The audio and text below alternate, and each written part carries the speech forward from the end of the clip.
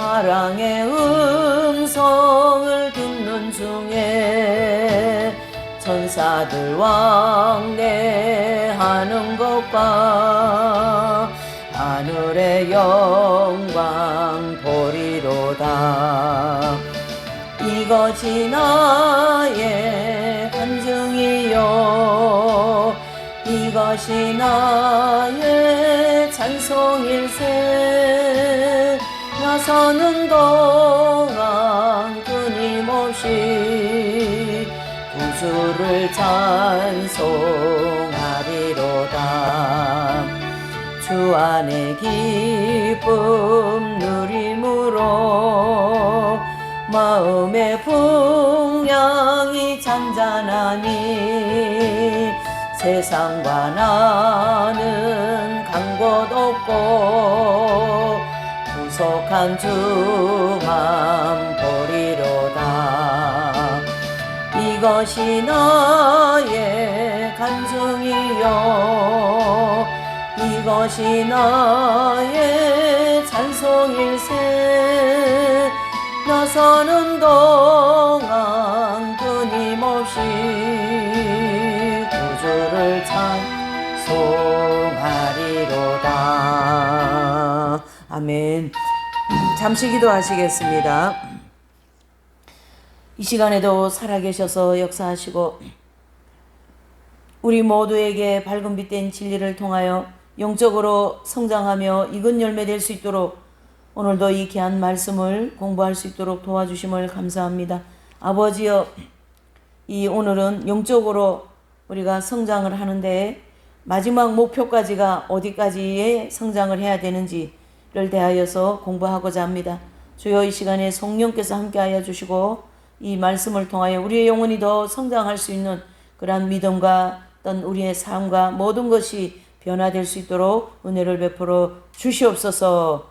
방해하는 모든 세력을 예수님의 이름으로 물리쳐 주시고 오직 성령께서 함께 하심으로 오늘 이 귀한 성장론의 말씀을 함께 공부할 수 있도록 도와주시옵소서. 모든 걸 주님께 맡기고 감사하며 예수님의 이름으로 기도 올려옵나이다. 아멘. 네, 이제 오늘은 이제 이 성장론 지난 시간 이어서 이제 오늘은 5번째로 교재에 보면 5번째로 나옵니다. 그래서 가데스에서 생수를 마실 때부터 아모리 바산 미디안 군대들과의 싸움에서 승리하고 가나안 땅을 분배받기까지의 내용을 공부하는데요. 사실 이 내용이 굉장히 내용이 많고 또 우리가 이제 그러니까 교회를 다니기는 하는데 신앙생활의 목표가 어디까지가 우리의 목표점인지 아니면은 익은 열매가 완전히 익은 열매 되는 경지가 어디인지 사실 잘 모르고 신앙생활하는 그러한 현실이었습니다만은 이 핵심 진리 성장론을 공부하면서 여기까지 성장하는 것이 우리 영혼이 최고의 경지까지 들어가는 것이구나 라는 것을 알게 되는 거죠. 그래서 이제 우리가 이제 우리가 어디까지 성장해야 되냐면요. 이제 이 도표를 중심으로 해서 볼 때 여기가 이제 처음 출애굽이라고 하는 구원받는 그 시간이잖아요. 그래서 이제 이 시간, 이 구원받는 이 시점을 이제 기점으로 하여서 이제 바로 군대의 출격, 그 다음에 홍해 바다를 통과하고, 그 다음에 신광야에서 메추라기와 만나를 먹으면서 하나님을 공급해 주시는 축복을 받게 되고, 그 다음에 또 루비딤 무리바에서 생수를 마시게 됩니다.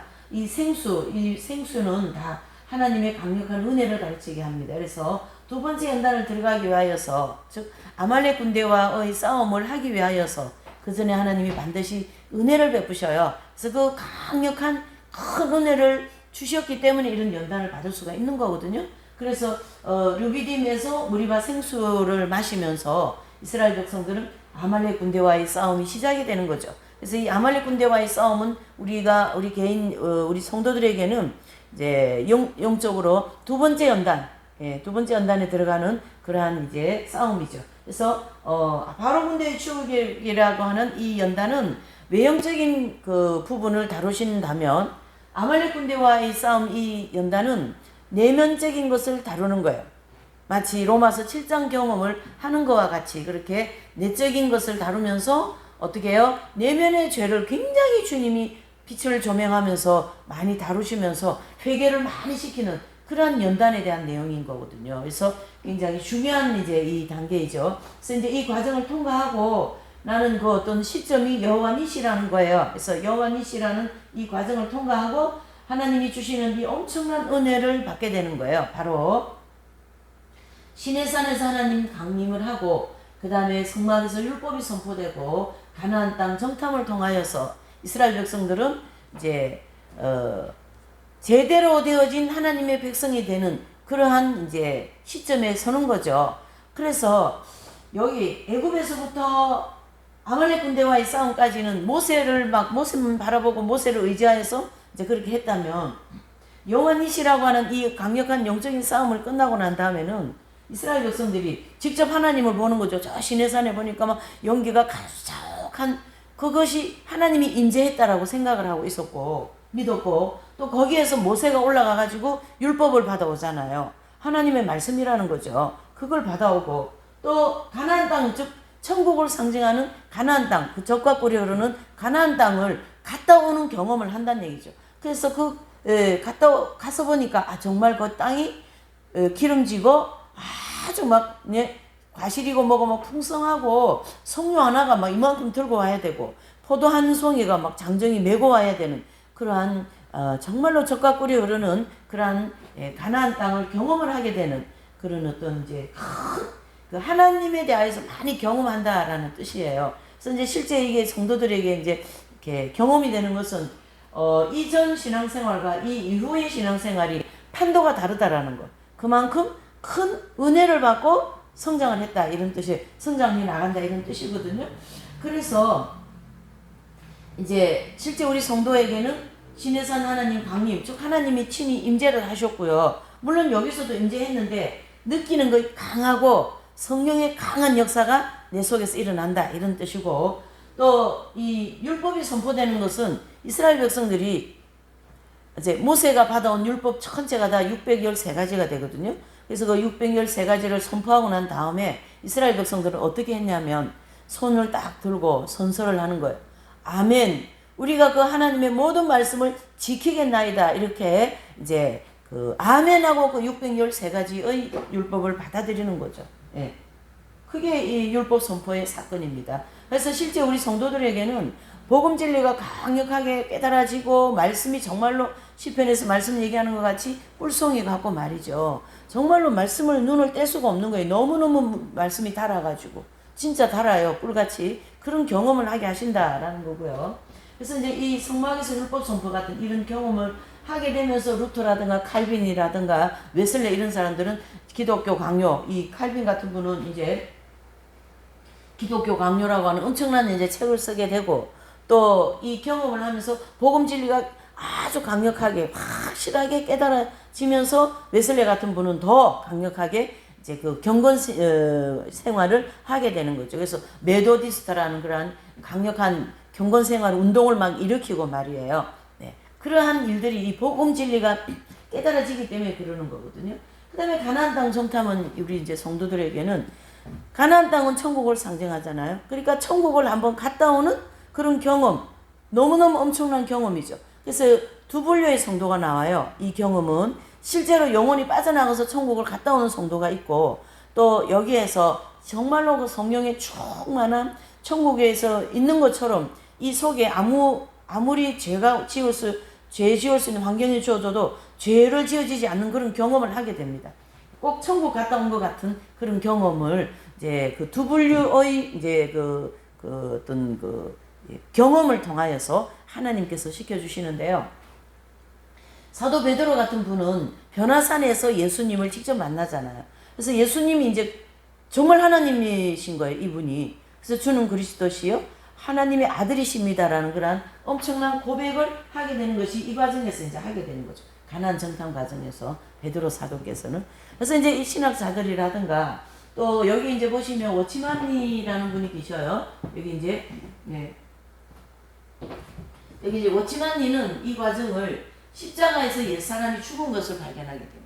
정말로 이 밑에서는 어떤 지식적이고 그렇게 막 지식을 통하여 뜨겁게 채우라고 이렇게 했다면은 이 십자가 언덕, 즉 가나안 정탐 이 경험을 하고 난 뒤에는 십자가에서 옛사람이 죽은 것을 직접 이 속에서 경험을 한다 이런 뜻이에요. 그래서 지식적으로 알면서 은혜 받는 거 하고 마음에서부터 그 죄 때문에 너무너무 많이 고통을 받거든요. 이 두 번째 연단을 통해서 그 죄로부터 해방되는 경험을 한다라는 거예요.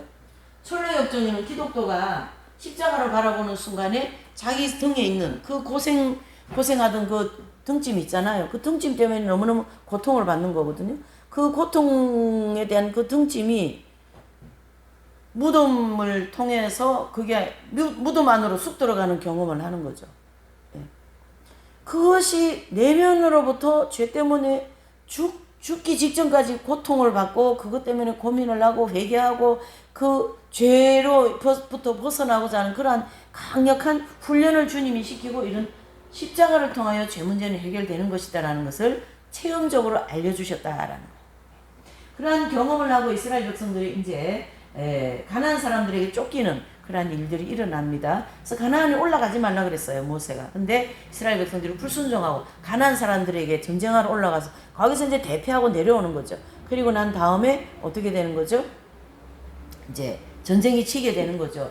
이것은 철로 역정에서 무슨 얘기냐면 이제 자만나타 천박을 깨우는 과정이다. 이게 바로 여기에서 신의 선 하나님 강림 또 율법이 선포되고 가나안 정탐 이 경험을 하면서 큰 은혜를 받게 됐잖아요. 그 은혜를 받고 난 다음에 또 이제 약간 은혜가 식어지니까 이제 또 본성이 드러나는 거죠. 쉽게 얘기하면.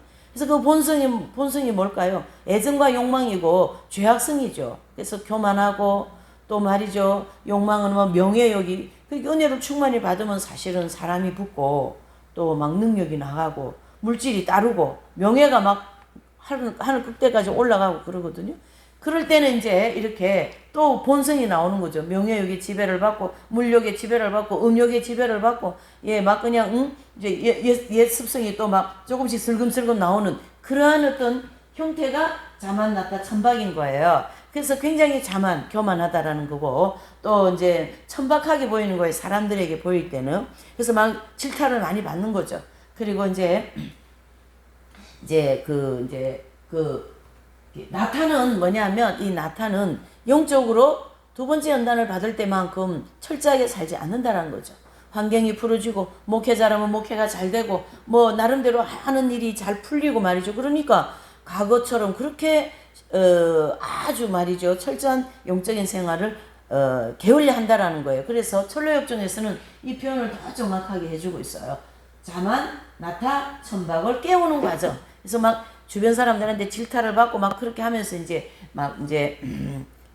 부끄러움을 겪으면서 실수를 하면서 죄악성과 정욕의 지배를 받아가면서 이렇게 이제 회개하면서 그러한 영적인 잠을 자는 것을 깨우는 그런 어떤 일이 이제 일어나는 거예요, 여기서. 그리고 이제 이스라엘 백성들이 쭉 이제 가나안 땅을 향하여 갈 때에 또 이 중간에서 큰 사건이 하나 일어나잖아요. 고라라고 하는 사람이 당을 지어서 모세와 아론을 이렇게 대적하는 그 사건이 고라의 폐역 사건인 거거든요. 그래서 이 고라의 폐역 사건은 특징이 있어요. 그러니까 우리가 이 연단 과정을 쭉 보면 다 특징이 있어요. 축복도 특징이 있고. 그러니까 첫 번째 연단은 외형적인 걸 다루는 데 특징이 있다면 축복도 신광야의 축복은 외형적인 육적인 데 필요한 축복을 많이 주는 데 대한 특징이 있어요. 그 다음에 아말렉 군대와의 싸움에서의 특징은 내면의 죄를 다루는 그러한 특징이 있다면 그 다음에 쭉 이 큰 은혜를 받고 이제 가나안 땅을 향해 간다 그랬잖아요. 여기 큰 사건 고라의 배역 사건의 특징은 뭐냐면 나와 가장 가까이 있는 사람을 통하여 배신을 당하게 하고 나의 모든 생활 저의 모든 어떤 생활 구석구석의 그런 밥 먹는 생활 일상생활 그런 어떤 가까이 있으니까 다 보이고 알잖아요. 그러한 생활로부터 어떻게 한다요? 다 알면서 같이 지낸 그만큼 가까이 지난 그러한 있던 이제 옆에 사람이 그거를 폭로를 하는 거죠. 저 목회자, 저 수도자, 저 사람 저렇게 겉으로는 뭐 거룩한 척하고 능력 있는 것처럼 하지만은 실생활 속에서는 이렇다 하고 말이죠. 막 굉장히 큰 배신을 하는 사건이 생겨요. 그래가지고 막 그 사람이 막 치부까지 다 나가가지고 말하고 말이죠. 예, 그러한 지금은 이제 그 목사님이 고인이 되셨지만 그 목사님도 아주 그냥 강력하게 능력 행하고 막 이렇게 하실 때 가장 오른팔 같이 이제 그 목회 이제 하시면서 사역하신 목사님이 그 목사님을 이제 배신을 한 거죠. 그래서 그 목사님의 어떤 그런 어두운 면들을 다 폭로하고 또 막 그 목사님이 그 당시에 종말론을 좀 하셔서 계시록도 강의하고 그러니까 이제 그런 걸 하는 걸 이제 막 이렇게 이단이라고 막 정죄해버리고 그렇게 강력한 가까이 있는 사람을 통하여서 철저하게 배신을 당하는 그러한 사건이 이 고라의 배역 사건이에요. 그래서 이 고라의 배역 사건을 통하여 그동안 이제 사실 여기 짧아 보이지만 이 시간이 뭐 10년, 20년, 몇십 년도 되고 그렇습니다. 굉장히 긴 시간을 보내면서 정욕적으로 빠졌던 거, 또 육적으로 살고 막 그렇게 빛을 따라가지 않는 그러한 생활을 하나님이 한꺼번에 싹 정리시키는, 회개시키는 그러한 사건이 고라의 폐역 사건이에요. 그래서 그 목사님에 대한 생활에 있는 모든 지부적인 거, 부끄러운 거 이런 것들을 다 하나님이 이런 사건을 통하여 드러내셔요. 그래서 부끄러움을 통하여서 회개시키는 거죠. 그래서 한번 또 막 깨끗하게 시키는 거죠. 한번 털어낸다 이런 뜻이에요. 그리고 난 다음에 이제 이 사건이 고라가 막 그냥 모세, 아론 당신 애들만 뭐 제사장이냐 우리도 제사장 할 수 있다. 모세에게 뭐 당신만 하나님하고 기도하냐 우리도 할 수 있다 이러고 막 그 모세와 아론에 대한 권위 또 그러한 직분에 대해서 막 대적해서 오는 사건이거든요. 그러니까 그 이제 사건을 모세가 이제 가지고 하나님 앞에 갔죠. 그래서 하나님 이 문제를 어떻게 해결하면 좋겠습니까? 그러니까 하나님께서 이제 그 모세에게 어떻게 합니까? 각 지파에서 지팡이 하나를 가져와라.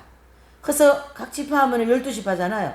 그 12지파에서 지팡이 하나를 다 가져와서 하나님이 이제 그 법궤 앞에 딱 놓고 말이죠. 그날 밤에 이제 했어요. 그리고 그 다음날 아침에 가서 이제 보니까 12개의 지팡이 중에 아론의 지파에서 가져온 그 지팡이에 싹이 이렇게 난 거예요.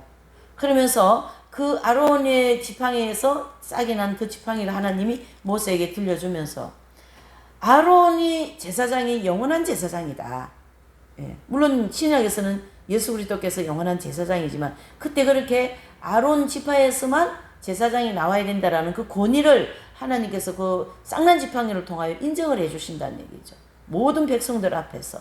그리고 모세도 하나님께서 이 종은 내가 들어 쓰는 종이다라는 그러한 이제 아론과 모세에 대한 그러한 하나님의 종 또는 하나님께서 들어서시는 강력한 이제 종이라는 것을 모든 백성들한테 확인을 시켜주는 거죠. 그래서 그 확인을 받으면서 모든 백성들이 아론은 언제나 제사장 또 모세는 언제나 하나님의 말씀을 받고 우리에게 전파해주는 그러한 지도자라는 걸 인정을 시켜주는 거예요. 그래서 회복을 시켜주신 거죠. 그래서 이제 이것이 아론의 쌍난 지팡이가 결과적으로 이제 개인 그 어떤 이제 에게 적용이 될 때는 그게 막 목회자 같으면 막 땅바닥에 패대기가 치지잖아요. 멍해역이 그렇고 막 그걸 이제 하나님이 다시 싹 회개시키면서 회복을 시키는 거예요. 그래서 그 목사님 정말 훌륭하신 분. 예? 그래서 그 지금 고인이 되신 그 목사님도 이 경험을 하시면서 결과적으로 자기에게 돌팔매를 맺고 막 던지고 한 그 목사님을 향하여서 용서하는. 그래서 내가 너무나도 부족했다. 내가 너무 잘못했다. 이런 걸 이제 사람들한테 그 많은 사람들이 인정하면서 자신의 잘못을 먼저 고백하고 그를 용서하는 그러한 어떤 장면을 통하여 과연 저 목사님 훌륭하시다. 이렇게 하면서 많은 사람들한테 인정을 받게 하시는 그런 사건이 아론의 쌍난 지팡이의 사건입니다. 그리고 난 다음에 이제 이 사건을 통하여서 또 하나님이 크게 들어주시는 거예요. 여기까지 이제 여기까지 이제 그 성장한 영적 상태는 영적으로 굉장히 많이 성장을 했기 때문에 겉으로는 인품이 되게 좋습니다. 되게 좋고 또 하나님의 뜻을 잘 분별하고요. 이미 청년의 단계에서 많이 이제 경험이 많은 그런 단계이기 때문에 어린아이 단계가 아니에요. 그래서 실제로도 영적으로 능력이 있어요. 말씀에도 능력이 있고 분별력도 있고 또 많은 성도를 하나님이 붙여주셔요. 목회자 같으면. 목회자가 아니라도 뭐 사업가나 내지는 뭐 이런 수도자들 또 그게 나름대로 맞게 하나님이 여러 가지를 그렇게 이제 펼쳐주시는 이런 사건이 이제 이루어지는 거죠. 자, 그렇게 해서 이제 또 많은 하나님의 능력과 축복과 베풀음을 통하여서 여기서부터 이제 가나안 땅을 향하여 또 달려가는 거죠. 그리고 이제 이 과정에서 이스라엘 백성들이 가데스에 도착을 하게 된다는 얘기죠. 가데스에 도착을 했는데 또 물이 없으니까 무리바에서 생수를 마시게 되면서 이 생수를 마시면서 세 번째 연단이라고 하는 이 과정을 들어가게 되는 그러한 이제 이 입구라는 거예요. 가데스 무리바 생수 경험이. 그래서 오늘 이제 공부해야 될 내용이 바로 가데스 무리바 생수를 마실 때부터 가나안 땅을 분배받기까지 민수기 20장에서 여호수아 19장까지의 내용이 쫙 기록되어 있습니다. 그래서 내용이 굉장히 많기 때문에 또 사실 이 성경 핵심 진리 아니면 이 세 번째 연단에 대해서 정확하게 구분이 되어서 우리가 공부하기도 어렵고요. 왜 그거 여기까지 공부를 하는 데는 없어요, 사실. 뭐 여기만 한다 이렇게 얘기할 수는 없지만 왜 그러냐면 이 세 번째 연단을 통과해야만이 이긴 자 경지라고 하는 그러한 영혼의 할례를 받는 그러한 중요한 그 과정에 들어가게 되는 거죠. 그래서 이 과정이 굉장히 중요하다라는 거고 여기서부터 여기에 들어오는 성도가 또 특별히 있어요. 다 들어오지는 않습니다. 그래서 이제 이 가데스 무리바 생수부터 차근차근 보시는 거죠. 이제 모형적 진리를 이제 보시면 이 민수기 20장부터 여호수아 19장까지 내용이 요 세 번째 연단이라고 할 수 있어요. 여기가. 그래서 요 세 번째 연단에 해당되는 내용이 잘 기록이 되어 있다라는 것이고요. 이스라엘 백성들은 이 40년 정월에 이스라엘 백성들이 40년 정월에 가데스라고 하는 그 장소에 머무르게 됩니다. 그곳에 가니까 물이 또 없어요. 물이 없으므로 모세와 아론을 원망하게 되는 거죠. 예. 그때 여호와 하나님께서 반석에서 생수가 나오게 하십니다. 그래서 물을 마시게 된다 이런 뜻입니다. 그래서 제사장 아론은 그 호로산에서 별세하게 돼요. 어디 있어요? 호로산에서 이제 별세를 하는 사건이 생기는 거죠. 여기. 그래서 가데스에서 무리바 생수를 마시고 물을 마시고 난 다음에 제사장 아론은 거기서 이제 별세합니다. 돌아가신다는 뜻이죠. 그 뒤에 이제 홍해의 그 옆에 있는 길을 지나면서 식물이 막 박한 일이 생기고 홍해 옆을 지나면서 식물이 박한 일이 생기면서 모세와 하나님을 향한 백성들의 그 원망과 반역하는 사건이 또 일어납니다. 그리고 이 반역한 백성들은 하나님께서 보내신 불뱀에 물려서 큰 고통을 받게 돼요. 예. 그리고 계속 진행하다가 아모리 왕 시온의 군대와의 바산한 옥의 군대들과 그 전쟁이 일어나는데 이것은 바로 연합군들과의 싸움입니다. 그래서 아모리 왕 시온의 군대와 그 다음에 바산 왕 옥의 군대들과의 싸움에서 승리를 하게 돼요.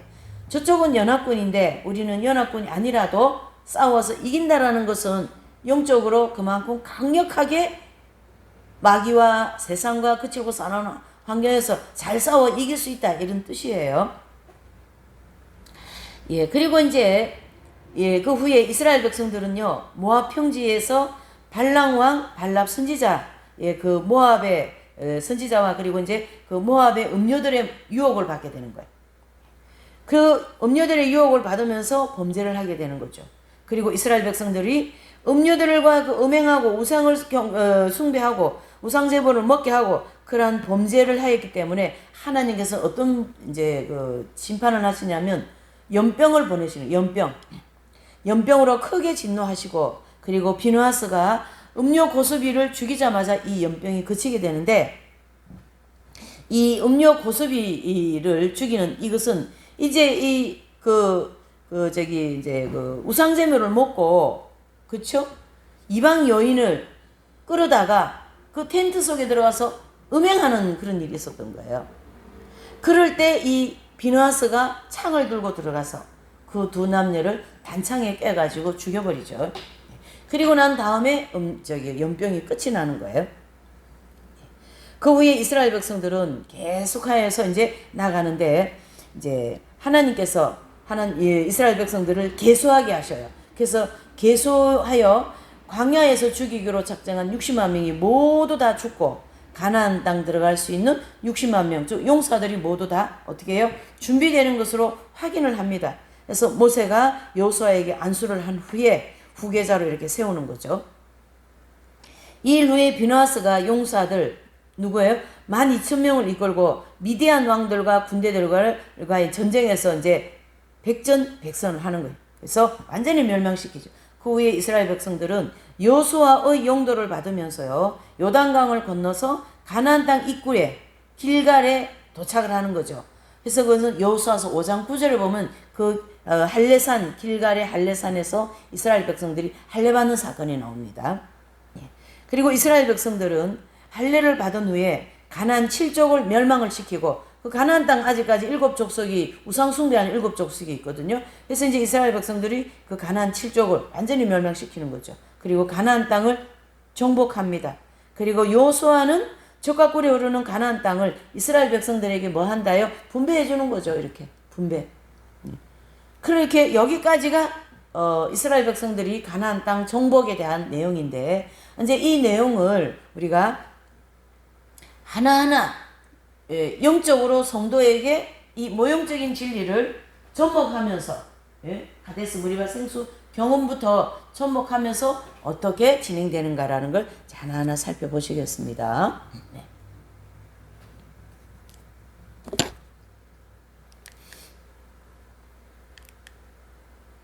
네.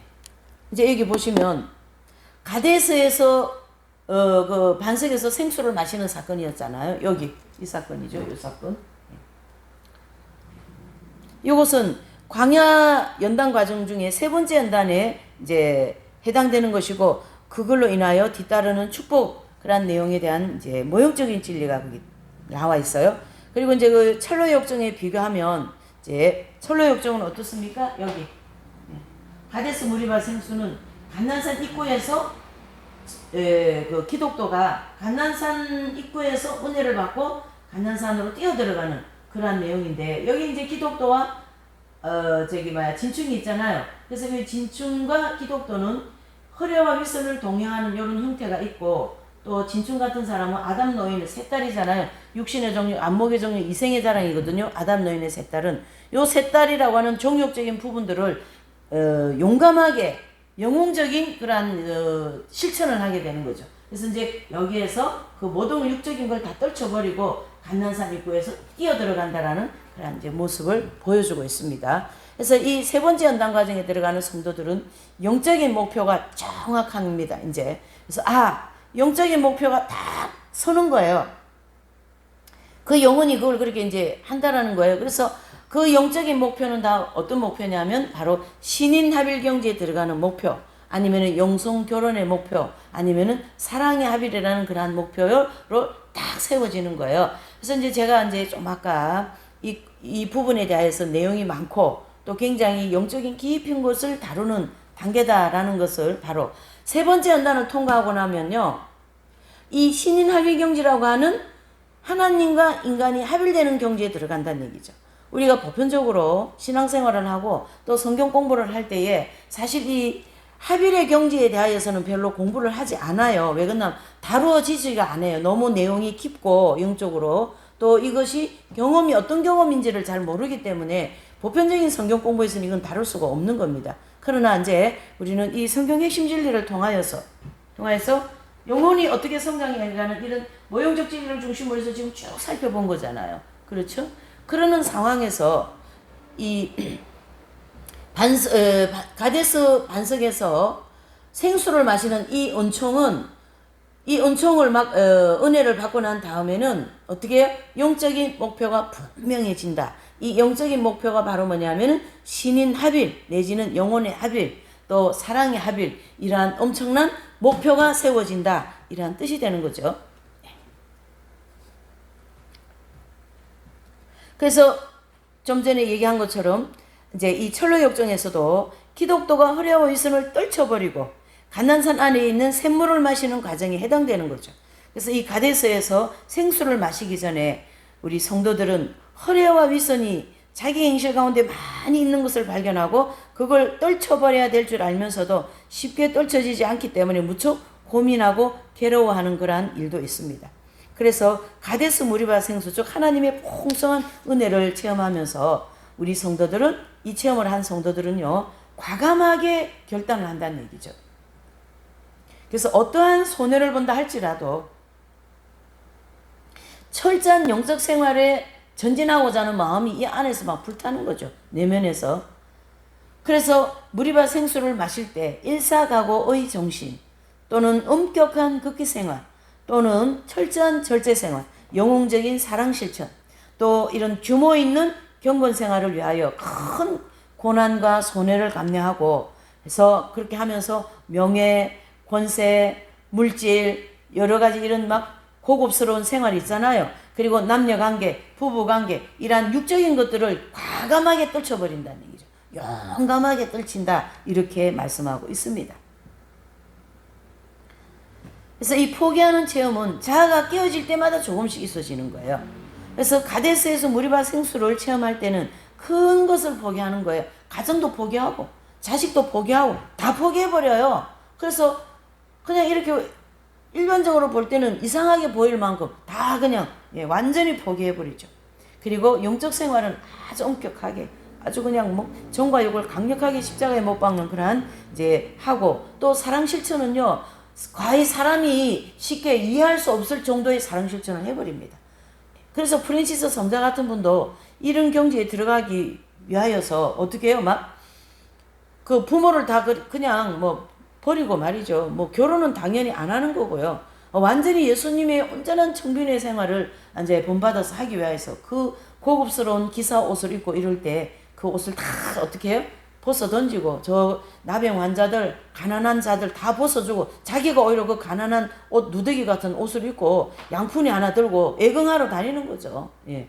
이렇게 과감하게 육적인 모든 기본적인 생활까지 싹 다 포기한다 이래 보셔야 돼요. 그래서 영적 생활이 굉장히 엄격하게 되는 거죠.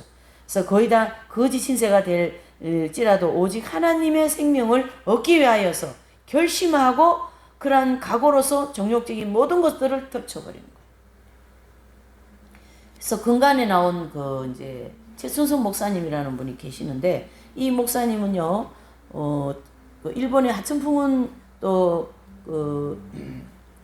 그러한 그 분들을 통하여서 이제 그 세례받고 하면서 그런 분들에 대한 영성을 이분이 쫓아다니면서 신앙생활을 했는데 결국은 이제 이분도 그런 엄격한 생활을 쭉 해 오시다가 이 과정에서 고아원을 크게 2,000명이나 데리고 했고요. 그 당시 6.25도 막 터지고 일제 전후로 해가지고 또 그 집이 굉장히 부자였대요. 그래서 김포 쪽에 이제 그 집이었는데 김포 그 넓은 땅이 여기서 보이지도 않을 정도의 큰 넓은 땅을 6.25 터지면서 가난한 그 모든 사람들에게 동네를 여러 동네 이렇게 잘라가지고 땅을 다 그 사람들한테 줘버렸잖아요. 그리고 자기들 애들 데리고 그냥 전세방으로 건강하고 다니는 거예요. 예. 그렇게 물질이나 또 어떤 사역이나 이런 것들을 과감하게 떨쳐버린다 이렇게 볼 수 있는 거죠. 왜요? 그 떨쳐버릴 수 있는 것은 목표가 뚜렷하기 때문에. 무슨 목표요? 그리스도의 생명에 합일되는데 여기에 목표가 주어진 거거든요. 그래서 이런 목표가 있기 때문에 어떤 역경도 잘 극복하게 하고자 하는 마음이 있고 또 순간순간 위로와 용기와 희망과 유익을 많이 하나님이 내려주십니다. 그래서 이 목표는 성도들마다 이 견해가 다 다양합니다. 그래서 이제 여기 이렇게 설명한 것처럼 이런 거고 또 어떤 분들은 완덕, 또 생명의 내주 합일, 영성 결혼, 사랑의 합일, 또 완전 성화 은총. 로마서 8장 1, 2절에서는 사도 바울이 로마서 7장을 통하여 이 경험을 다 마치고 통과하면서 로마서 8장 1, 2절에 죄와 사망의 법에서 해방이 되었다. 아무리 믿음이 좋아도 죄와 사망의 법에서 해방되었다 이런 고백은 쉽게 할 수가 없습니다. 특히 성경을 기록하는 입장에서는. 왜요? 그게 본인이 되었기 때문에 그렇게 말을 한 거죠. 또 계시록 2장 7절에 보면요, 생명나무의 과실을 먹게 하리라. 바로 마귀와 세상과 거칠고 사는 환경과 싸워서 다 이기신 분들을 향하여 생명과 즉 예수 그리스도의 생명을 주어 먹게 한다 이라는 뜻이 되는 거죠. 그래서 이 과정에서 이 진충이의 경험을 보면 아담 노인의 세 딸, 즉 육신의 정욕과 안목의 정욕과 이생의 자랑과 그 결혼해 주겠다라는, 결혼을 이제 시켜 주겠다는 그 강력한 유혹을 떨쳐버리고, 그렇죠, 이거와 이 육적인 거와 결혼하면 안 되는 거잖아요. 그걸 떨쳐버리고 어디로 올라갑니까? 간난산으로 뛰어들어간다, 그렇게 얘기할 수 있는 거거든요. 또 이 기독도는 허리와 위선이 묶여 있었다고 그랬잖아요. 이 허리와 위선이 묶여 있는 것을 강력하게 떨쳐버리고 어떻게 해요? 간난산으로 올라간다. 뛰어 들어간다. 이래 볼 수가 있습니다. 예, 그래서 잘 보셔야 됩니다. 오직 목표를 향하여 달려가기 때문에 가정도 자녀도 부인도 뭐 아내도 다 떨쳐버리고 세상에 있는 육적인 것들을 용감하게 떨쳐버리고 영웅적인 어떤 영성생활을 하면서 목표를 향하여 달려가는 입장이기 때문에 두 번째 오는 시험이 뭡니까? 식물이박함이라는 것은 바로 이스라엘 백성들이 뭐예요? 생수를 마시고 이제 가는데 식물이박한 거예요. 음식이 없다라는 뜻이죠. 이것은 우리 성도들에게 이제 적용되는 것은 바로 모든 걸 다 버렸기 때문에 당연히 뭐예요? 경제는 어려운 거예요. 경제는. 예. 뭐 그냥 저녁에 먹을 밥도 없는 거예요. 쌀털도 없는 거예요. 왜? 다 버렸잖아요. 다 포기하고 말이죠. 그래서 그것을 과감하게 버리고 꺼놓기 때문에 밝은 빛을 따라 철저히 영적 생활로만 정진하게 되기 때문에 이 세 번째 연단에서 오는 첫 번째 이 어려움이 경제적인 어려움인 거예요. 네. 그래서 우리 성도들은 하나님의 도우심을 기대하여서나 나타나지 않고 또 여기부터 여기까지 하나님이 많이 도와주셨잖아요. 먹을 것도 주시고 입을 것도 주시고 많이 도와주셨기 때문에 이제 그렇게 생각을 했는데 이 세 번째 식물이박하면은 하나님이 묵묵부답이셔요. 예.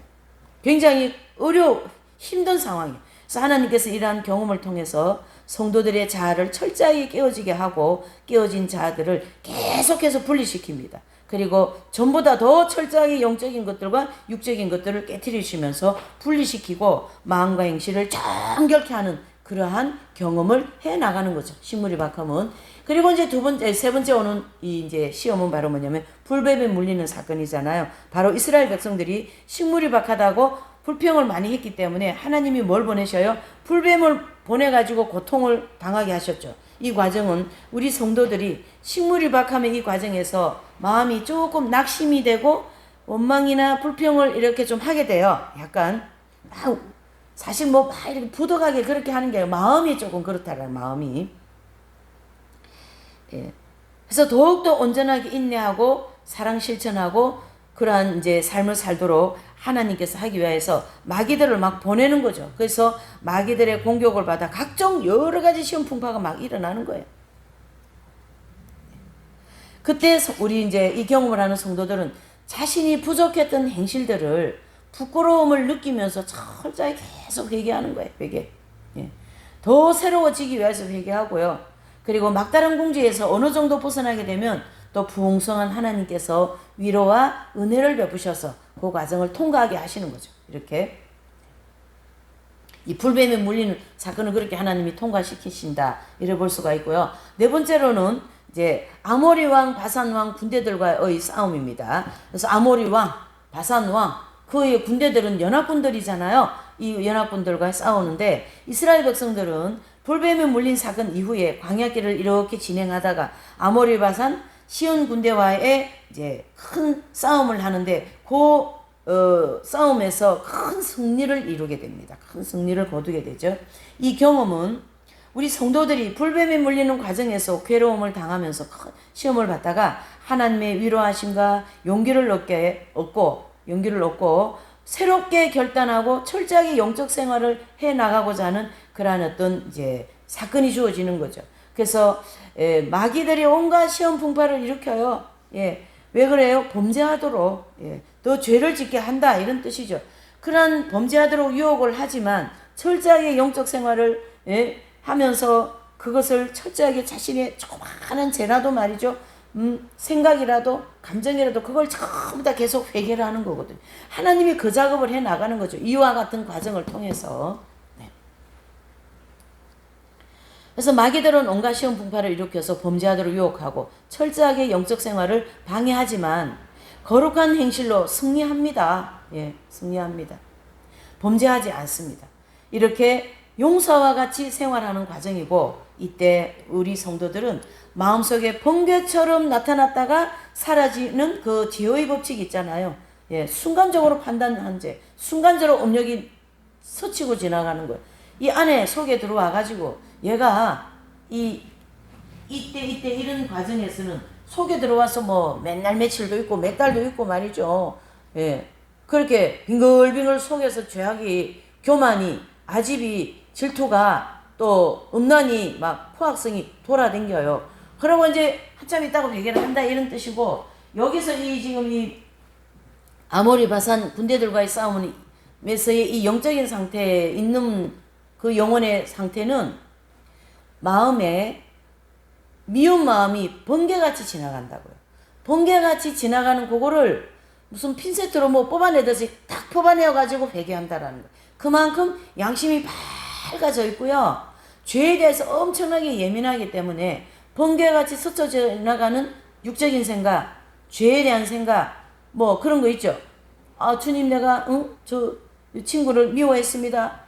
나는 살인자라고 막 그렇게 회개하잖아요. 그래서 죄가 그 속에 있을 시간이 없어요. 하도 회개해가지고 쫓아내버리는 거예요. 죄를 갖다가.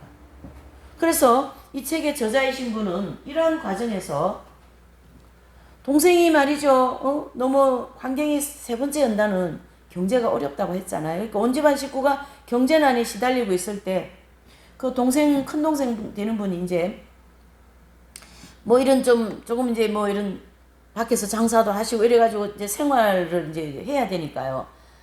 그러는데 뭐 하여튼 밖에서 이런 오해가 생겨가지고 선생님이, 이 동생이 말이죠. 뭐 하여튼 이런 오해 같은 그런 일이 생겼는데 동생이 막 들어와가지고 막 이 책의 저자이신 선생님에게 막 그렇게 막 퍼붓고 막 오빠가 말이죠. 그렇게 할 수 있냐고 오해가 생겨가지고. 그럴 때 너무 막 그러니까 이제 선생님이 약간 이 옆에 이렇게 보시면 이런 지휘본 같은 게 있거든요. 공부를 이렇게 하는. 소급을 많이 하셔서 선생님도 누우셔가지고 그 이제 지팡이가지고 뭐 어떻게 일을 하는데 아마 그 동생한테 이렇게 좀 그게 튀었는지 어떻게 맞게 되었는 것 같아요. 그나 이 사건이 있고 난 다음부터는 막 선생님께서 아버지 어쩜 좋습니까? 내가 동생을 미워했습니다. 나는 살인자입니다. 그렇게 하고 밤새도록 얘기하셨다는 얘기예요.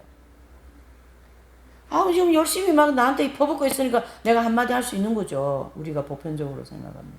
그런데 이때의 그 영혼의 상태는 굉장히 빛이 밝기 때문에 그러한 마음이 순간적으로 언짢은 마음이 스치고 지나가도 그것 때문에 나는 죽일 죄인이고 또 친구를 미워한 것은 살인했다고 산상수훈에 나오잖아요. 그 말씀을 인용해가지고 나는 살인자라고 막 회개를 엄청 하는 거죠. 이와 같이 마음속에 번개처럼 나타났다가 사라지는 죄의 법칙 때문에 극심한 고민을 하면서 통과하게 되는 과정이 이 아모리 왕 바산 군대들과의 싸움이다. 그리고 이 과정에서 마귀가 일으킨 이 큰 환란 풍파 또는 중상모함, 멸시천대, 심한 경제적인 어려움, 가족과 친척 사이 일어나는 여러 가지 어려운 일들 말이죠. 좀 전에 그런 동생과의 그런 일들도 있었던 거죠. 또 친구나 이웃, 그리고 교회로부터 버림받는, 또 막 주변 사람들로부터 배척당하고 철저하게 고립되거나 미움을 받는 그런 애매한 고난을 당한 때 매우 많죠. 그런 고난을 얼마나 많이 받겠어요. 마귀가 또 가만히 안 있어요. 예. 그렇지만 이러한 과정에서도 이 경험을 하고 있는 성도는 사랑과 인내와 겸손과 온유와 충성과 자비, 절제, 이러한 성령의 열매를 영웅적으로 맺어가더라라는 거예요. 예. 영웅적으로. 그래서 모든 환난과 풍파를 잘 극복하면서 승리한다라는 게 바로 이 전쟁에서 이스라엘 백성들이 승리하잖아요. 와 같이 영적으로 이 과정을 통과하는 성도는 완전히 승리한다 이렇게 보시는 거죠. 그래서 이 과정에서 때로는 낙심과 좌절이 느껴질 때도 있지만 성령의 도움을 받아 밝은 빛의 열매를 많이 맺게 하면서 생활하는 과정을 이 과정이다 이렇게 볼 수가 있는 것이죠. 예. 다섯 번째로는요. 다섯 번째는 요 과정이죠. 여기 이제 여기 발람 음녀들의 유혹이다라는 거예요. 그래서 이스라엘 백성들이 이제 모압 평지에 이르렀을 때 모압 왕 발락은 발람 선지자를 초청해서 저 이스라엘 백성들을 좀 저주하고 멸망을 시켜다오 이렇게 주문을 했잖아요. 그럴 때 발람 선지자는 이 모압 평지에 많은 바알 신당을 세우고 말이죠. 음료들을 막 풀어놓고 이스라엘 백성들을 막 미혹하게 하는 거죠. 네. 이 과정에 있는 성도는 이미 많은 환난과 핍박을 받으면서 연단을 받고 지쳐있는 상황이에요. 너무 많이 어려움을 겪은 거거든요. 그래서 하나님께서 어느 정도의 육적인 축복을 누릴 수 있도록 그러한 환경과 조건을 허락을 하신다, 이런 뜻입니다. 네. 그때 성도들은 엄격하게 절제한 그런 생활을 약간 약하게 하고, 또는 조금 약간 육적 축복을 이제 주시는데 거기에 약간 이끌리게 되는 거죠. 이끌렸기 때문에 마귀들은 좋은 환경의 그 조건을 미끼로 사용하면서 그 과정에 있는 성도들을 계속 어떻게 해요? 유혹을 하는 거죠. 바로 철로역정에서는요, 기독도가 가파른 그 좁은 길을 막 달려 올라가는데 처음에는 막 달려갔어요. 예? 이제 모형적 진리에 보면 이 생수 경험을 했잖아요. 은혜를 풍성히 받았다는 얘기죠. 영웅적인 이제 영성 생활을 하기 위해서 막 달려간 거예요. 막 처음에는 달려간다, 기독도가. 달려가다가 지쳐서 나중에는 걸어가게 되고, 더 너무너무 올라가기 힘들으니까 어떻게 해요? 중턱쯤 가가지고 기어 올라가고, 또 조금 이렇게 더 중턱쯤 가서 올라갈 때 거기에 이렇게 휴식정, 예? 팔각정 같은 거는 휴식정이 하나 있었어요. 그 휴식정이 있는데 기독도는 거기서 쉬다가 잠을 조금 잤습니다. 그 잠을 자는 그때에 이제 뭔가를 하나 잃어버리죠.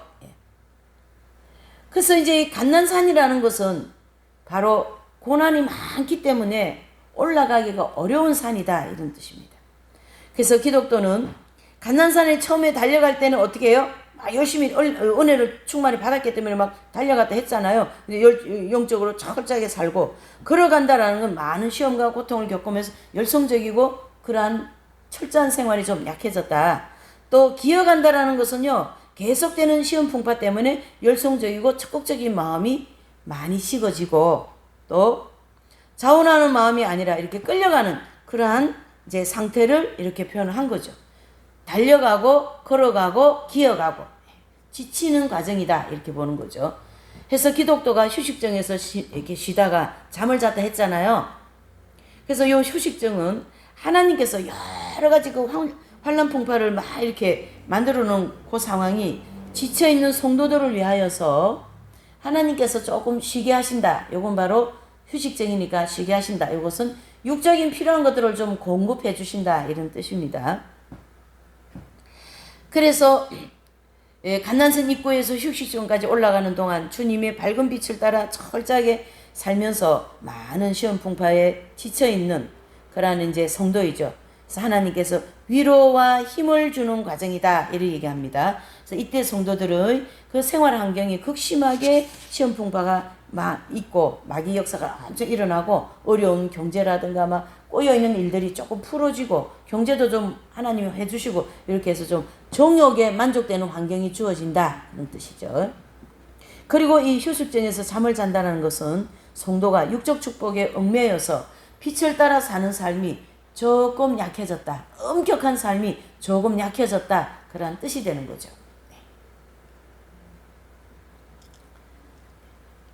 그게 바로 여기 휴식정을 가르치게 하고요. 그 다음에 이제 6번째 오는 이 시험이 바로 모형적 진리를 보면 연병과 음료 심판입니다. 그래서 이스라엘 백성들이 모압의 음료들의 유혹을 받아가지고 말이죠, 음행하고 우상 숭배하고 재물을 먹었기 때문에 하나님께서 크게 진노하시는 그 대가로 연병을 보냈다 했잖아요. 그런 징계를 하신 거죠. 그때 제사장 비느하스가 모압의 음료 고수비를 죽였을 때에 연병이 끝나는 거거든요. 이 과정은 성도들이 발람 음료들의 유혹받는 그 과정처럼 육적인 축복에 얽매여서 영적인 잠을 잤기 때문에 하나님께서 강성시키기 위해서 시험 풍파를 막 일으키는 것이 징계하신 거예요. 왜? 지금 이 과정에서는 하나님이 원하시는 게 뭡니까? 철저한 영성생활, 그 과히 따라가지 못하는 영웅적인 영성생활을 지금 하기를 원하는데 너무 지쳐있으니까 하나님께서 약간 이렇게 휴식정을 허락하신 것 같은 그 입장이다, 이런 거죠. 이때 성도들은 심한 불안과 내적인 고민 내지는 회의적인 마음에 사로잡히게 됩니다. 해서 철로 역정에서는 기독도가 회의와 억압을 만나는 과정이다 이렇게 얘기했잖아요. 여기 회의와 억압 과정 여기 있잖아요. 이렇게. 그리고 하나님께서 자신을 미워하시기 때문에 버림을 받게 되었다라고 생각을 하고 영적으로 굉장히 고통스러운 시간을 보냅니다. 그러나 이 과정에서 하나님께서는 시험의 불길을 통하여 성도가 가지고 있는 아집, 지극히 작은 악습, 또 철저한 이런 모든 것들을 정화시킵니다. 그래서 이 아집은 다른 말로 하면 에고라고도 해요. 자기에 대한 그 아집, 애집 내지는 자기에 대한 사랑 그것까지도 다 떨쳐내기를 원하시거든요. 주님이. 지극히 작은 악습 이거 다 자아예요. 예, 자아, 에고 이렇게도 얘기하잖아요. 그래서 철저히 정화시키고 이런 부분을 성도들로 하여금 더욱 밝은 빛 가운데 예수님의 빛을 사모하면서 실천하도록 하나님께서 이런 연단을 허락하시는 거예요. 그리고 음료 심판은 기독도가 미궁 앞에 있는 발목 낀 사자들의 그 곁을 통과하는 과정입니다. 자, 음료 심판은 여기. 이 음료 심판은요, 기독도가 미궁 앞에 이제 있는데 그 미궁 앞에 사자 두 마리가 우르릉 하고 있는 거예요. 근데 우르릉 거리니까 들어가기가 어렵잖아요. 그런데 발목 낀 사자 곁을 이렇게 통과하는데 거기서 이제 보니까 이 사자가 으르릉은 그려도 뭐예요? 발이 묶여있기 때문에 나한테 덤빌 수가 없다. 해서 이렇게 해가지고 미궁으로 들어가서 뭐 합니까? 전신갑주 있는 과정인 거거든요. 자, 이것은 이 세상적이며 정욕적인 사상을 가지고 철저하게 영적 생활을 하고 있는 성도들을 유혹하던 뭐죠? 마귀의 정체가 폭로되는 과정이에요. 마귀의 정체가. 그래서 이 과정을 통과할 때 마지막으로 자아가 철저하게 깨어지고 분리되어서 마음과 행실이 깨끗해지는 거예요. 마음이 완전히 깨끗해지는 거예요. 여러분. 예. 여러분 이 익은 열매의 목표가 이런 과정을 다 통과해야만이 그 거룩하신 하나님의 생명이 우리의 영에 들어오실 거 아니겠습니까? 이 속에 막 더러운 뭐 7가지 죄악성 이런 게 있어요. 그거 못 들어와요. 왜 그러냐면 하나님은 거룩하신 분인데 그 생명 거룩한 생명 아닙니까? 어떻게 더러운 그릇에 들어옵니까? 그래서 하빌의 경지에 들어가기 위해서는 이 과정을 반드시 통과해야 된다 이런 뜻이에요. 지금 그 과정을 들어가게 그 과정에 그 생명을 받기 위해서 이런 과정을 지금 겪고 있는 거예요. 이런 엄청난 연단이죠. 그동안에 뭐 여러 가지 시험 풍파가 많이 있었던 그 시험 풍파 배후에 마귀가 그렇게 했다라는 걸 폭로되는 거죠. 이 과정을 통해서. 예. 미궁 앞에 이 일들을. 예. 그래서 마음과 행실을 깨끗하게 정화시킨다. 이렇게 볼 수가 있는 거죠. 그래서 이 과정에 들어있는 이제 이제 성도들은 이제 지금은 이제 우리가 14만 4천 명 내지는 익은 열매 되신 분들이다 이랬는데 그분들이 다 이제 십자가 요한 성자라든가 아빌라의 데레사라든가 성 프란시고 성자라든가 주기철 목사님, 이용도 목사님, 이성보 목사님 이러한 분들이 이런 과정을 통과하면서 1년에 이런 과정을 통과하면서 어떻게 해요? 생명 합일이 되는 그러한 지경 즉 경지에 들어가게 되는 거거든요. 자 이렇게 해서 어쨌든 연병과 음료 심판이 이제 통과되고 그 다음에 7번째이죠. 7번째 오는 시험. 모형적 진리를 중심으로 보는 거니까요. 자, 모형적 진리를 보면 게스와 여호수아 안수의 사건이 나옵니다.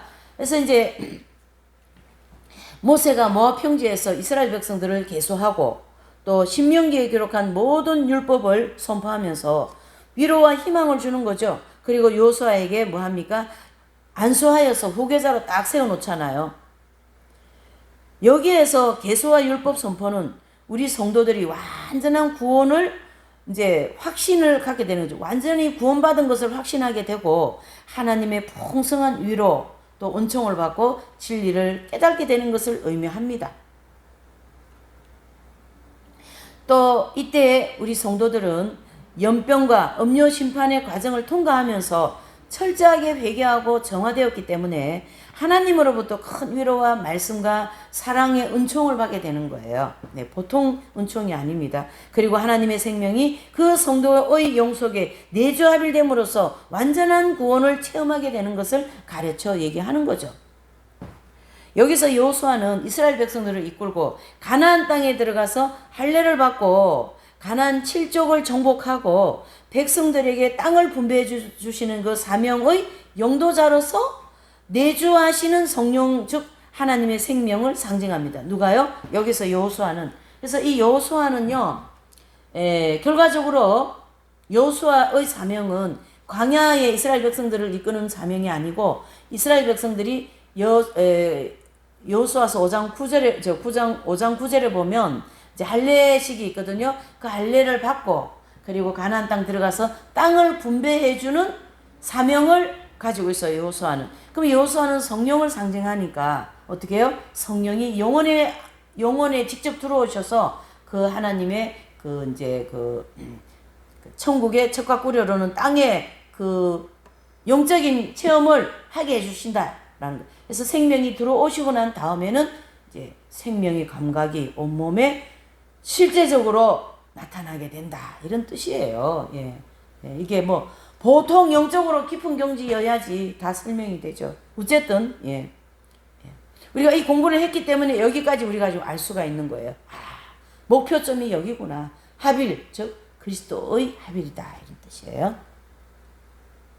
그러므로 여호수아가 안수를 받고 모세의 후계자가 되는 순간 우리 성도들의 영속에는 생명이신 성령께서 내주하시는 체험을 하게 되는 것이고, 따라서 성도들은 이때 죄의 법칙에서 해방되는 경험을 하면서 신의 성품에 참여하게 되고 내세의 능력을 맛보면 그러한 경험이 시작되는 거죠. 그래서 로마서 8장 2절 예수 그리스도 죄와 사망의 법에서 해방되었다. 베드로후서 1장 4절은 신의 성품에 참여한다. 히브리서 6장 5절은 어떻게죠? 히브리서 6장 5절 한번 읽어보시죠, 우리. 예. 6장 5절요. 예. 하나님의 선한 말씀과 내세의 능력을 맛보고 이렇게 말씀하셨어요. 잘 보세요.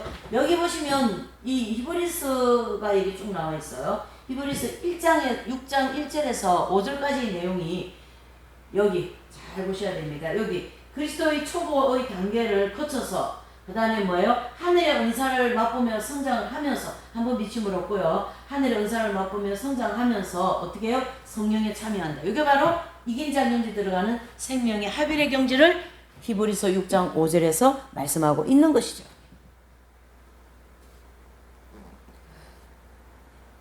그리고 이 계수와 율법 선포 그리고 여호수아 안수받는 과정은 철로 역정에서 기독도가 미궁을 통과하고 뭐 입는 과정입니까? 하나님의 뭐예요? 전신갑주 입는 과정이에요. 전신갑주. 그래서 우리가 성령 충만이니까 전신갑주 입었다. 그건 아니에요. 솔직히. 예. 좀 죄송하지만 그냥 성령 충만이고요. 전신갑주는 생명의 합의를 가르치게 하는 거예요. 그래서 이미 사도 바울도 이 체험을 하신 분이기 때문에 어떻게 해요? 편지를 에베소 성도에게 보내면서 너희는 하나님의 전신갑주를 입어라 이렇게 얘기한 거예요. 왜요? 마귀의 괴계에 싸워 이겨야 되기 때문에 갑주를 입어야 된다 이런 뜻입니다. 영적인 갑주이죠. 그래서 장군들이나 이렇게 보면 막 갑옷을 다 입으니까 적의 화살도 다 막아내잖아요. 와 같이 영적인 그리스도의 갑옷을 즉 생명 합일이 되면 마귀가 아무리 공격을 해도 뭐 홀랑벗은 여자가 나와도 하나도 음욕의 지배 안 받아. 왜요? 7가지의 죄악성이 할례를 받았으니까. 그 경지를 가르치게 하는 거 이 전신갑주의 체험은요. 네. 그냥 광야에서 보편적인 그런 뭐 은혜 조금 더 많이 받은 그런 경지가 아닙니다. 그래서 전신갑주를 입는 과정이고 여기에서 기독도는 미궁에 들어가서 지혜와 명철을 받고 위로와 사랑을 받으면서 풍성한 은혜의 체험을 하고 난 후에 미궁 안에 있는 궁기고에서 하나님의 전신갑주를 다 입습니다. 그래서 이때 우리 성도들은 세 번째 연단이 시작될 때부터 감난산 입구 즉 미궁에 도착할 때까지의 상당한 세월이 흐릅니다. 엄청난 많은 환난과 고통을 받으면서 오직 주님의 생명만 사모하면서 철두철미하게 자아가 깨어지고 소유를 버리고 고난의 길을 걸어왔다라는 거죠. 그게 감난산이잖아요. 그래서 미궁에서 이와 같이 세 번째의 연단을 통과하면서 피곤한 신심을 지게 하고 또 하나님의 풍성한 위로와 사랑과 말씀과 은총을 받게 되는 경험이고, 또 전신갑주를 입는 체험은 하나님의 생명이 성도의 영속에 내주 합일되어진 체험을 가르치게 한다. 이렇게 보는 거죠.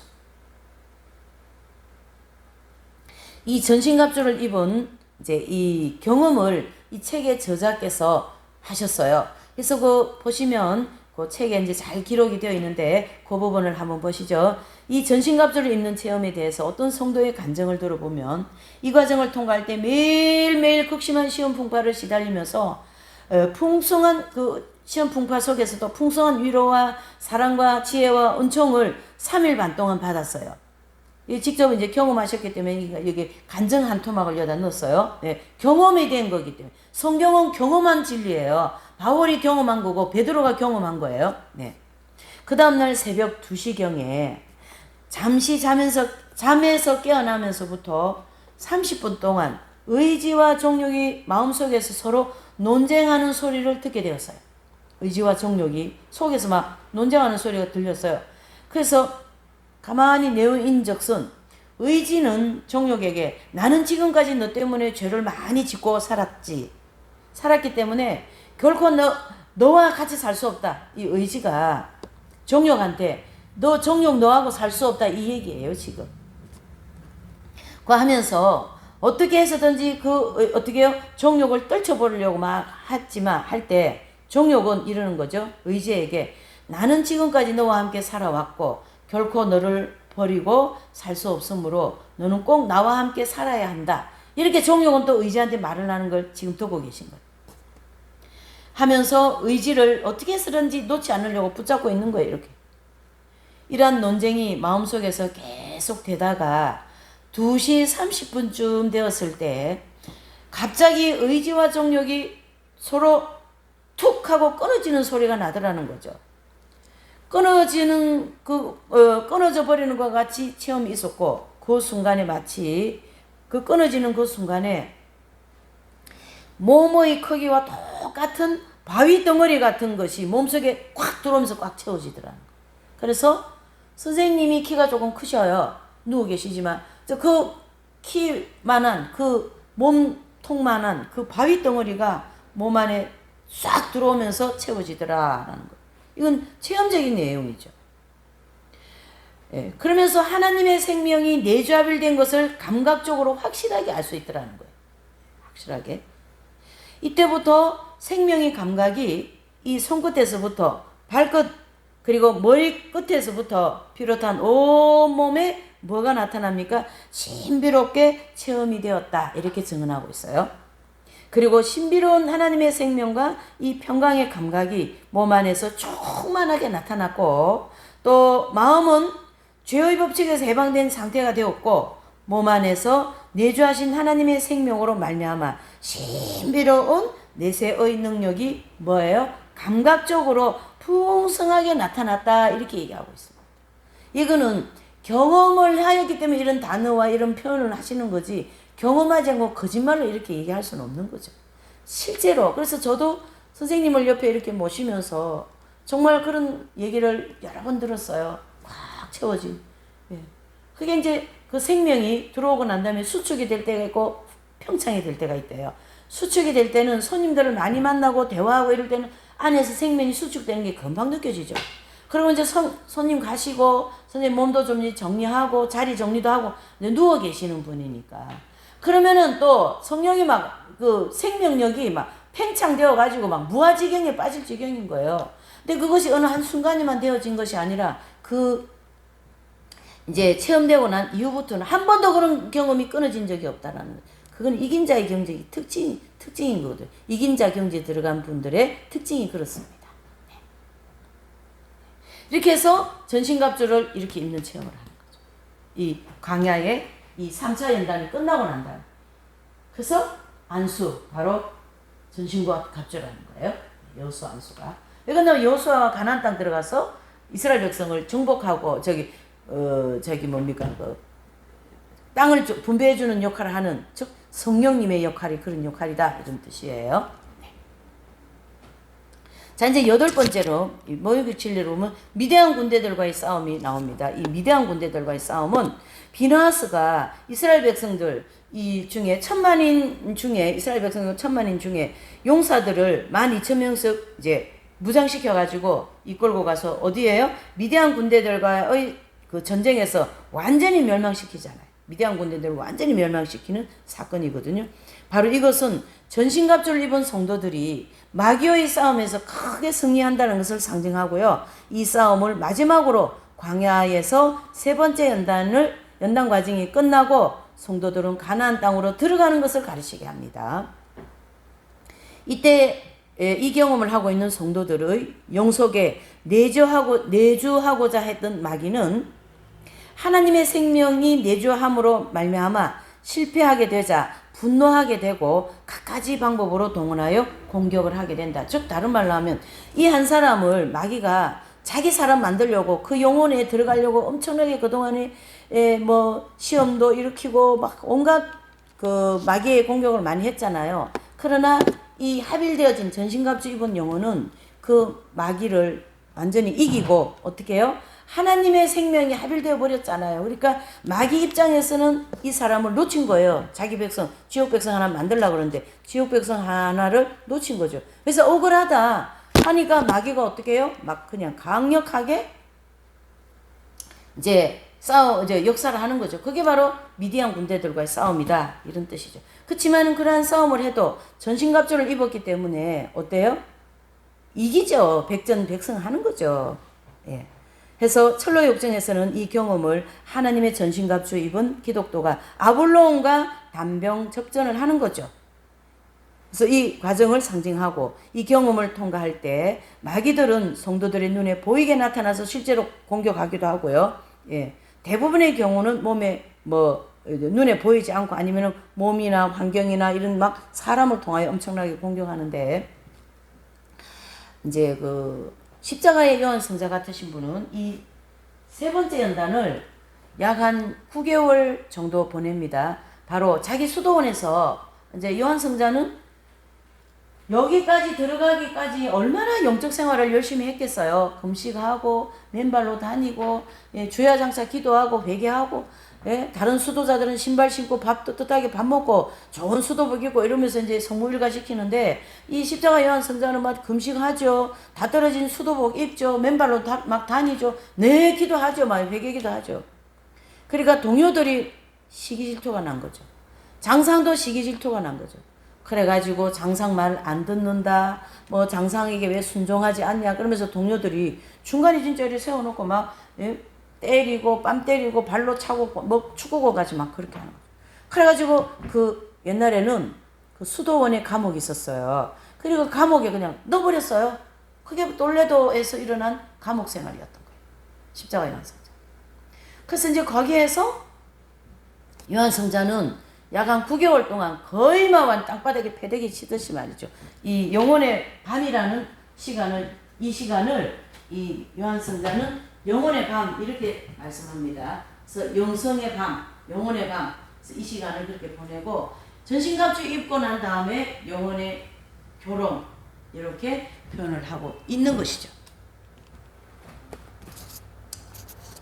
네. 자, 그렇게 해서 이제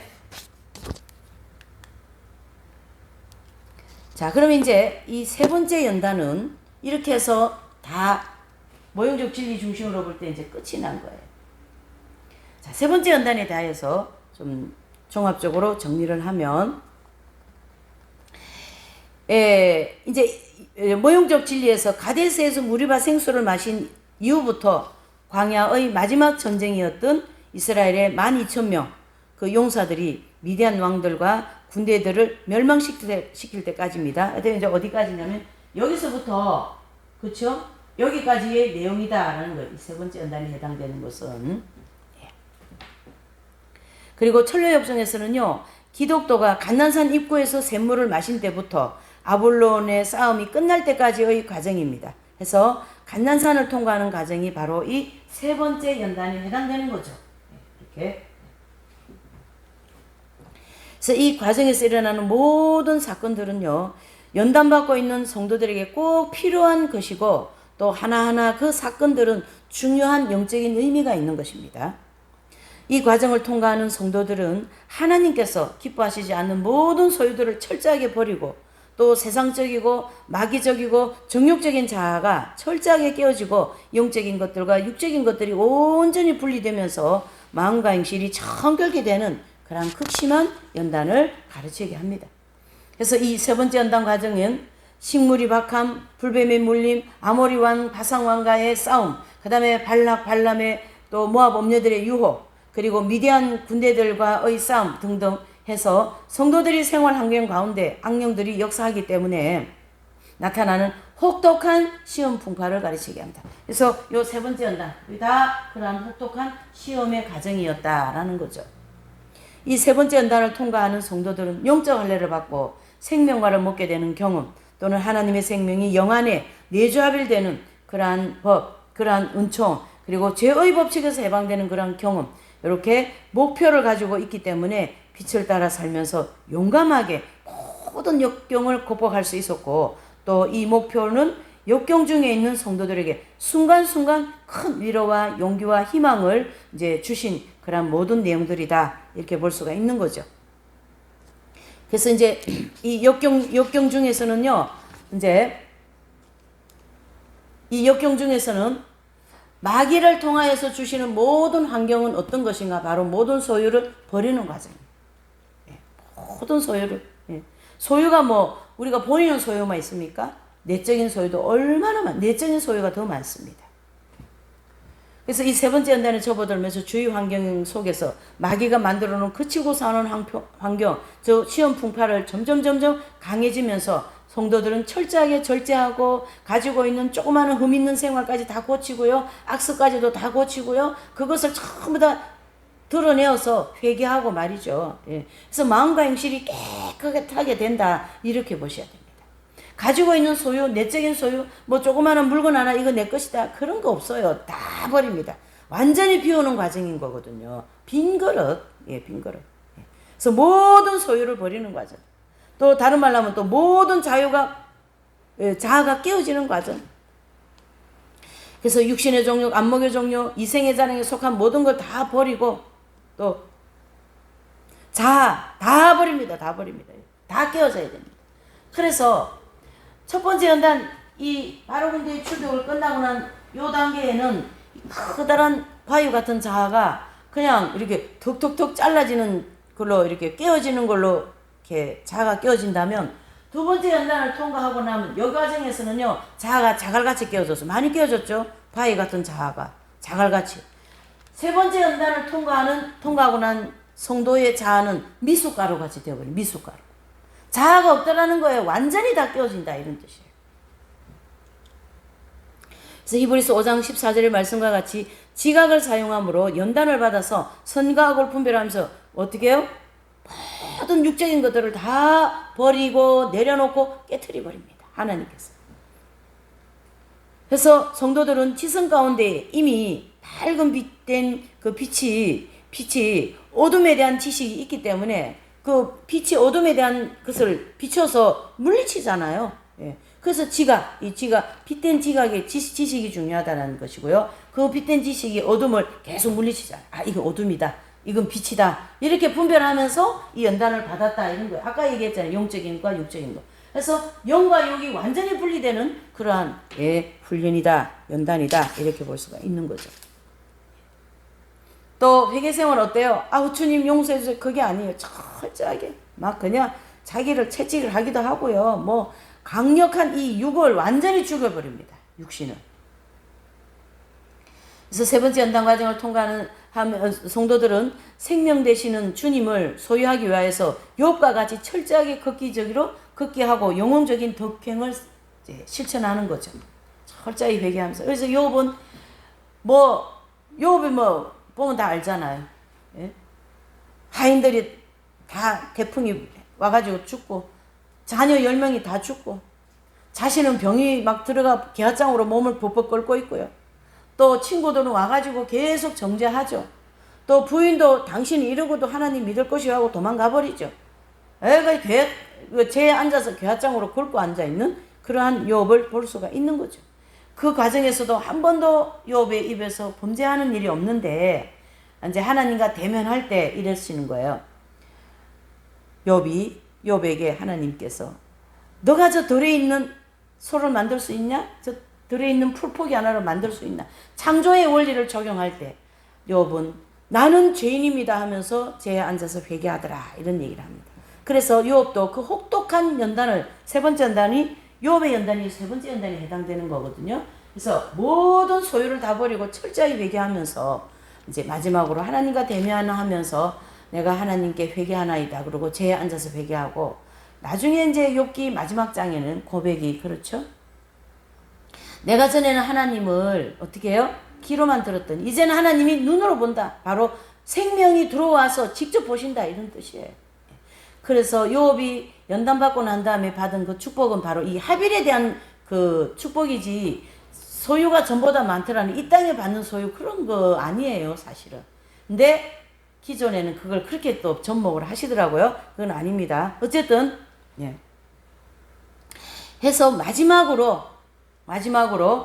이 세 번째 연단의 마지막은 철저하게 하나님께서 이 종욕을 시릅자같이 만들어버리고 죄악성을 시릅자같이 만들었는데요. 아무리 이 나체를 벗은 여자가 있어도 음욕에 절대 지배를 안 받아요. 왜요?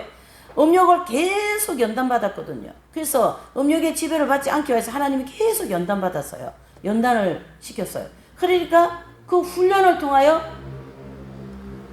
마음에 음욕이라는 거는 음란성이라는 죄악성이 움직이질 않는 거죠. 그게 바로 죄악성이 어떻게 해요? 시럽자가 되었다. 이래 볼 수가 있는 거죠. 그래서 이 세 번째 연단 과정은 자기를 철저히 부인하고 오직 하나님만 의지하면서 사랑하게 되고 그러므로 혈육 간의 애정, 남녀 간의 애정, 친구 간에 대한 사물에 대한 애정 등등 육신에 속한 애정들을 식욕, 성욕, 무욕, 명예욕, 수면욕 이러한 등등 이 욕망들에 집착하고 있는 모든 것들을 다 어떻게 해요? 버리게 되고 또한 심령 가운데 뿌리 박혀 있는 죄성이 있잖아요. 죄성. 그 죄성의 지배를 받아 순간순간 마음속에 나타나는 생각, 감정 그것도 철저하게 참여하고 회개하는 거죠.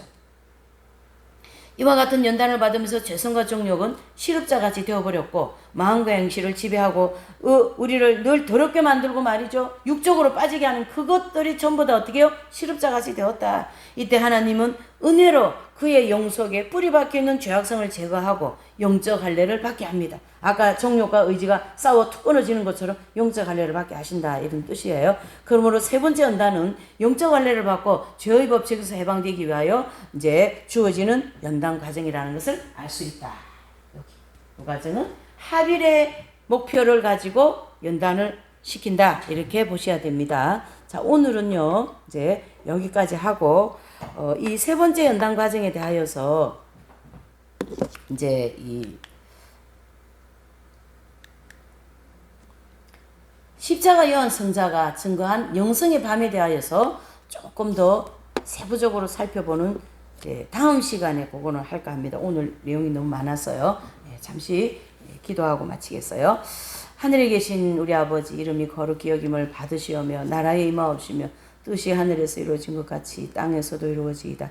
오늘날 우리에게 일용할 양식을 줍시고 우리가 우리에게 죄진 자를 사하여 준 것 같이 우리의 죄를 사하여 줍시고 우리를 시험에 들게 하지 마옵시고 다만 악에서 구하옵소서. 대개 나라와 권세와 영광이 아버지께 영원히 있사옵나이다.